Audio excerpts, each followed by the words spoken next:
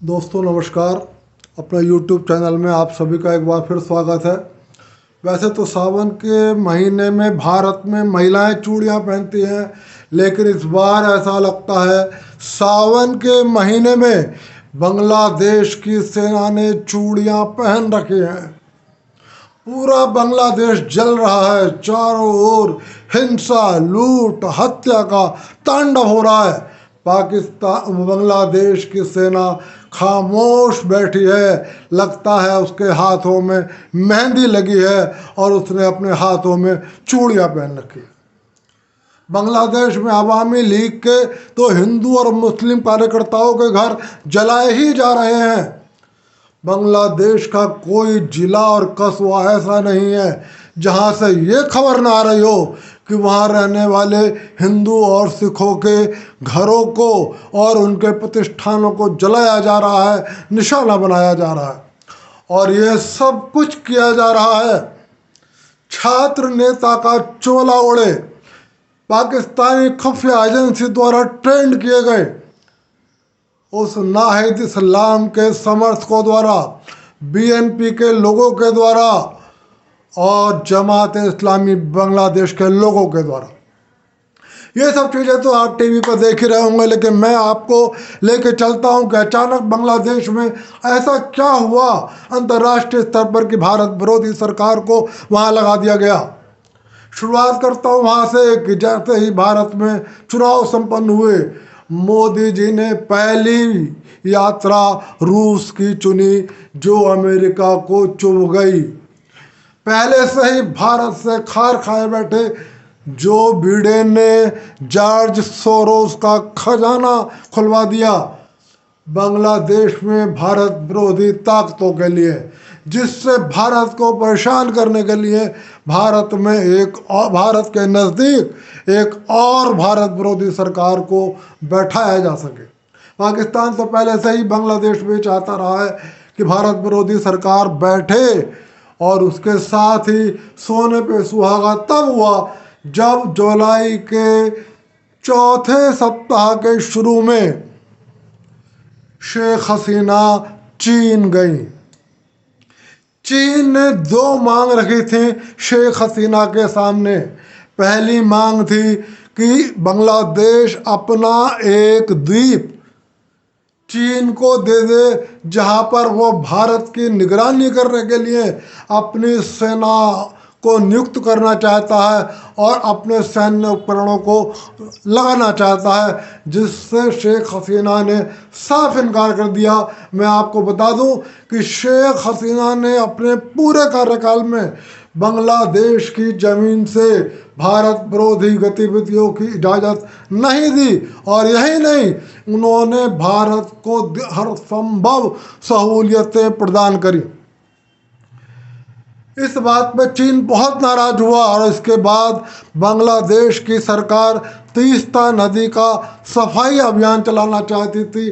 चीन ने कहा कि उस अभियान को हम करेंगे, लेकिन उसके लिए भी शेख हसीना ने मना कर दिया और उन्होंने कहा कि तीस्ता नदी की सफाई का काम मैं भारत सरकार से करवाऊंगी।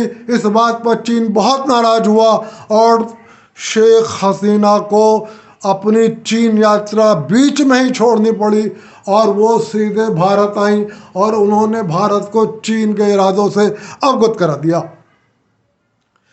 चीन ने तुरंत ही बांग्लादेश के सेना प्रमुख के कंधे पर हाथ रख दिया। मैं आपको बता दूं, वकार उज जमा जो बांग्लादेश की सेना का प्रमुख है, वह शेख हसीना के बहनोई भी लगता है। शेख हसीना की छोटी चचेरी बहन से उसकी शादी हुई है, लेकिन राजनीति में सारे रिश्ते रखे रह जाते हैं। चीन के हाथ रखते ही बकर उज्जमा की नीयत खराब हो गई और उसने बांग्लादेश में शेख हसीना के तख्ता पलटने का निर्णय कर लिया। शेख बकार उज्जमा के बाद दूसरा सबसे बड़ा मोहरा था नाहिद इस्लाम। नाहिद इस्लाम पहले से ही पिछले एक वर्ष से पाकिस्तान की खुफिया एजेंसी द्वारा ट्रेंड किया जा रहा था। पाकिस्तान के बांग्लादेश में स्थित उच्चायुक्त में बैठा हुआ एक ब्रिगेडियर रोजाना का कार्यक्रम पर नाहिद इस्लाम को गाइड कर रहा था कि कल सुबह को क्या करना है, शाम तक कैसे हमें अपनी गतिविधियों को अंजाम देना है। और नाहिद इस्लाम दिन भर की गतिविधियों को जाकर वहाँ पर उसको ब्रीफ करता था। जिस आरक्षण की बात की जा रही थी, मैं आपको वो भी बता दूं कि बांग्लादेश पब्लिक सर्विस कमीशन जो 3000 साल की नौकरियां निकालता है, आरक्षण बस उसमें था।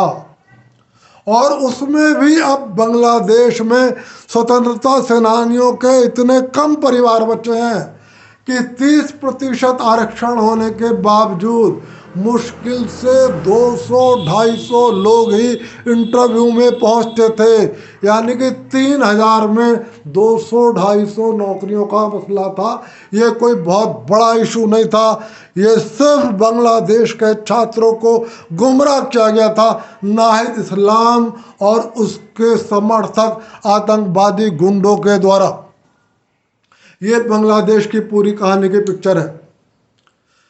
और दूसरी बात, शेख हसीना के भारत पहुंचने तक की कहानी भी अभी कई रूपों में है। कहा जाता है कि जब शेख हसीना ने बांग्लादेश की सेना से आवश्यक कार्रवाई करने को कहा तो वक़ारुज्जमा ने साफ इनकार कर दिया।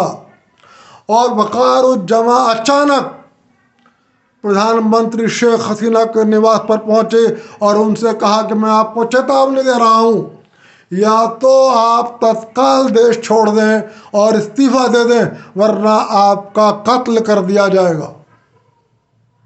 शेख हसीना ने उनसे 5 मिनट की इस बात के लिए मोहलत मांगी कि वो देश के नाम एक संदेश रिकॉर्ड कर दें, लेकिन वक़ारुज्जमा ने उससे भी इनकार कर दिया और कहा आपको पास सिर्फ 5 मिनट का समय है, या तो आपका कत्ल होगा या तत्काल आप बाहर एक खड़े हेलीकॉप्टर में बैठें और यहाँ से छोड़ दें। खबरें दो हैं। एक खबर ये है कि वो हेलीकॉप्टर से बैठकर त्रिपुरा के अगरतला में एयरपोर्ट पर उतरी और वहाँ पर खड़े हुए बांग्लादेश सेना के ही एक दूसरे जहाज़ से दिल्ली आई और उस जहाज़ को लगातार भारतीय सेना के राफेल सहित अनेक विमानों ने सुरक्षा प्रदान करी, जिससे बांग्लादेश की सेनाएं या बांग्लादेश के कोई आतंकवादी ग्रुप या बांग्लादेश के सामाजिक तत्व हवा में शेख हसीना को नुकसान ना पहुंचा पाए।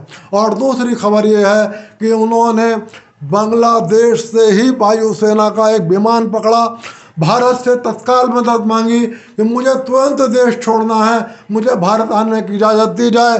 मोदी सरकार ने बिना कोई मिनट का समय गंवाए शेख हसीना को भारत आने की इजाज़त दे दी और भारतीय वायुसेना और थल सेना को हाई अलर्ट मोड पर खड़ा कर दिया।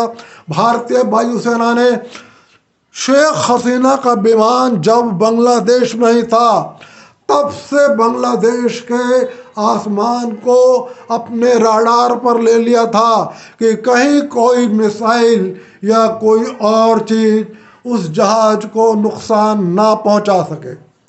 और उसके बाद वो बांग्लादेश से भारत के हिंडन एयरबेस पे उतरी, जहां अजीत डोभाल ने उनका स्वागत किया। अच्छी बात यह है कि शेख हसीना का जितना अच्छा संबंध भारत के मोदी सरकार से है, उतना ही अच्छा संबंध भारत में कांग्रेस पार्टी के प्रमुख गांधी परिवार से है। इसलिए शेख हसीना के दिल्ली पहुंचने पर या भारत में रुकने पर फिलहाल कोई बहुत नोकझोंक नहीं है। और जो नेता कुछ कहना चाहते हैं वो डरे छुपे हैं, कुछ बोल नहीं पा रहे हैं। अभी तक की जानकारी के हिसाब से शेख हसीना भारत में ही है। शायद इंग्लैंड और अमेरिका उनको शरण नहीं देना चाहते, उन दोनों देशों के बयानों से ये लग रहा है। इसलिए अभी शेख हसीना कुछ समय के लिए भारत रुकेंगी और भारत सरकार ने उनको आश्वस्त किया है कि उनके संपूर्ण सुरक्षा की जाएगी। उच्च स्तरीय सेना के दस्ते उनकी निगरानी कर रहे हैं और उनसे कहा है कि वो अपनी सुविधा के हिसाब से भारत में रुकती रहे। भारत सरकार को कोई ऐतराज नहीं है। एक बात और बता दूं, 58 इस्लामिक देश हैं। किसी भी देश ने बांग्लादेश की निर्वाचित प्रधानमंत्री को अपने यहाँ शरण देने की पेशकश नहीं की है। और एक और दुखद खबर बता दूं कि भारत के किसी भी मुस्लिम नेता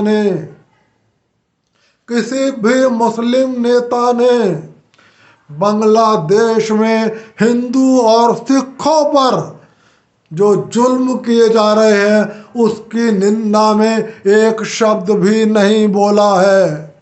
बांग्लादेश की क्रिकेट टीम का जो एक हिंदू सदस्य था उसके घर को आग के हवाले कर दिया गया है। ये सब कुछ चल रहा है। बहुत दुखद खबर है और खबरें जब भी आएंगी मैं आपके पास लेके आऊँगा। कल को फिर मिलेंगे किसी खबर के साथ। बांग्लादेश की खबरों पर आप भी निगाह रखिए, बहुत दुखद खबरें हैं।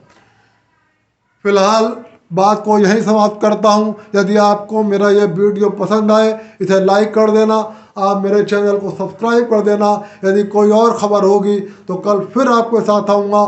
फिलहाल दुआ है, फिलहाल ईश्वर से प्रार्थना है कि बांग्लादेश के हिंदू और मुसलमानों की सबकी रक्षा करे।